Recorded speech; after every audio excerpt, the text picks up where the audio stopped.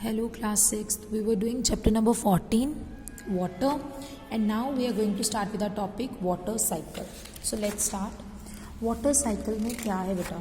अगर आप ध्यान से देखें इस वाटर साइकिल को तो आपको यहाँ पर दिखेगा कि जो भी वाटर ओशंस में होता है वो इवापोरेट कर जाता है 80% ऑफ टोटल, और वो ऊपर चल के वाटर वेपर्स बन जाता है. वाटर वेपर्स फिर करते हैं कंडेंस, मतलब इकट्ठे हो जाते हैं, कूल डाउन हो जाते हैं, एंड जब वो हेवी क्लाउड्स बन जाते हैं तो they come down as in the form of rain.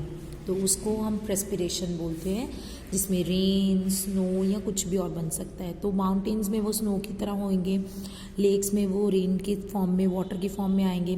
तो यहाँ से मतलब माउंटेन से और लेक से, अंडरग्राउंड वाटर से, इस तरीके से वो वापस ओशन में आ जाएंगे. तो ये एक साइकिल चलता रहता है. इवेपोरेशन सन करता है, देन कंडेंसेशन, देन फिर से प्रेस्पिरेशन, फिर से पानी बन जाना, और ये पूरा का पूरा क्या हो जाएगा? Water cycle. इससे काफ़ी चीज़ें मेंटेन हो रही हैं, वाटर बैलेंस हो रहा है, वाटर बॉडीज़ एटमॉस्फेयर कंट्रोल कर रहे हैं, वेदर को. ये हमने पहले भी पढ़ा था. अब है सोर्सेज ऑफ वाटर. पहला है rain.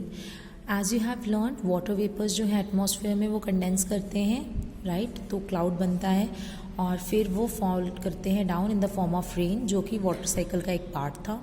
Rain water purest form है वाटर की. सरफेस वाटर की बात करें तो वो seas, oceans, river, lake, streams and ponds में होगा. वाटर जो सीज और ओशंस में है उसमें काफ़ी डिजॉल्व सॉल्ट्स होती हैं, वो सेलाइन सॉल्टी होता है, अनफिट होता है, आप उसे कंज्यूम नहीं कर सकते. ज़्यादातर उसे ड्रिंकिंग पर्पसेस, वॉशिंग पर्पसेस या इरिगेशन पर्पसेस के लिए यूज़ नहीं किया जाता. रिवर, लेक्स और स्ट्रीम का जो पानी होता है वो कंजम्पशन के लिए ठीक है. ये कब बनता है? जब मेल्टिंग हो स्नो की, माउंटेन्स की, रेन्स बने, along its course travels through hills, plains and becomes impure. बल्कि ये इम्प्योर भी हो जाता है क्योंकि ये काफ़ी जगह से हो के आता है. Next is underground water, ground water जिसे हम बोलते हैं. रेन वाटर जो seas, oceans, river, ponds, lake से आता है, रेन वाटर आती है, वो लैंड पे भी गिरती है, सॉइल उसे कलेक्ट करती है और उसको हम ग्राउंड वाटर बोल देते हैं.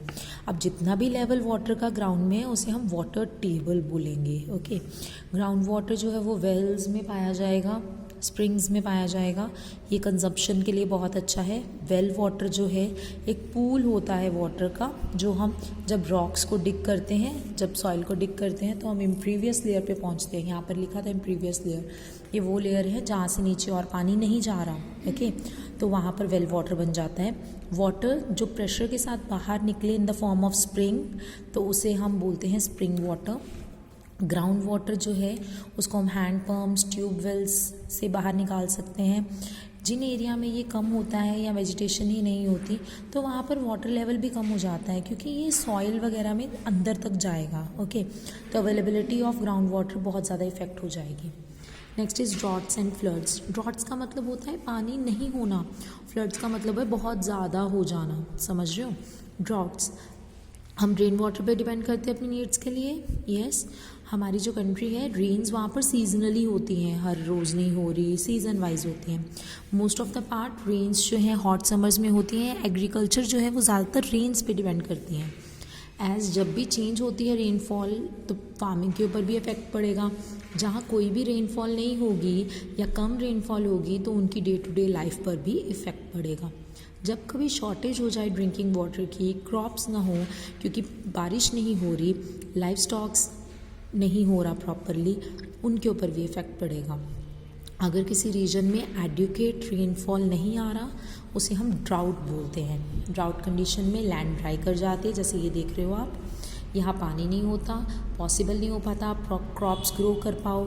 फॉडर मतलब खाने के लिए चारा नहीं होगा कुछ भी, काउज वगैरह के या बफलोज के लिए. इसके कारण बहुत ज़्यादा फूड शॉर्टेज आ जाएगी, माल न्यूट्रिशन हो जाएगा, और इवन की भूख से मर भी सकते हैं, डेथ भी हो सकती है. Next is all about floods.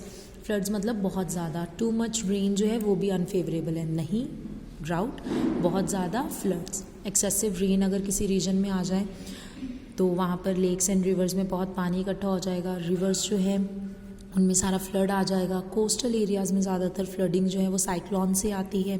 Flood water जो होता है वो लैंड को डिस्ट्रॉय कर देता है, क्रॉप्स को डिस्ट्रॉय कर देगा, वेजिटेशन एनिमल लाइफ को डिस्ट्रॉय कर देगा। इससे काफ़ी हाउसेस प्रॉपर्टीज़ के ऊपर नुकसान जाएगा। ड्रिंकिंग वाटर जो है वो पॉल्यूटेड हो जाएगा। एपिडेमिक मतलब कोई भी एक डिसीज़ जो है वो फैल सकता है, लाइक टाइफाइड, कॉलेरा। फ्लड्स जो हैं ये रिस्पॉन्सिबल हैं कि टॉप लेयर जो होती है, जो उपजाऊ लेयर होती है, फर्टाइल लेयर होती है, वो रिमूव हो जाती है, जिसे हम सॉइल इरोजन बोलते हैं। कंजर्वेशन ऑफ वाटर मतलब वाटर को प्रिजर्व करना, कंजर्व करना, प्रोटेक्ट करना। हमारे पास बहुत स्मॉल परसेंटेज है ना वाटर की जो हम यूज़ कर पाते हैं, तो उन्हें कंजर्व करना बहुत ज़रूरी है। कैसे कंजर्व कर सकते हो? Building dams.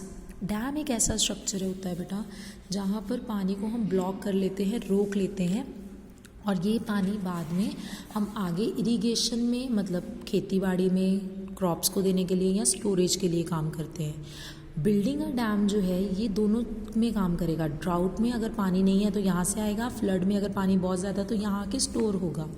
तो डैम्स जो हैं ये इलेक्ट्रिसिटी भी प्रोड्यूस करती है। डैम्स की वॉल्स बहुत बड़ी हाई होती हैं लंबाई में। हेवी रेनफॉल जब भी हो तो रिवर यहाँ पर फिल कर देता है अपना पानी, तो वाटर जो है वो डैम के अंदर एंटर कर जाएगा। गेट्स जो हैं वो बंद कर दिए जाएंगे और लेटर ऑन जब भी पानी चाहिए गेट्स खोल दिए जाते हैं। जैसे इस बारी यहाँ पर गेट खोल दिए हुए हैं। Rain water harvesting. हार्वेस्ट करने का मतलब होता है किसी को बचा के रखना, प्रिजर्व करके रखना। तो process of collecting and storing rain water from the roofs and surface catchment, इसे हम रेन वाटर हार्वेस्टिंग कहते हैं। पानी को स्टोर करें, जो भी रूफ्स पे पानी गिर रहा है जब भी बारिश हो रही है, तो प्रैक्टिकल केस में भी हम ऐसे कर सकते हैं। ड्राउट्स में ये हेल्पफुल होगा।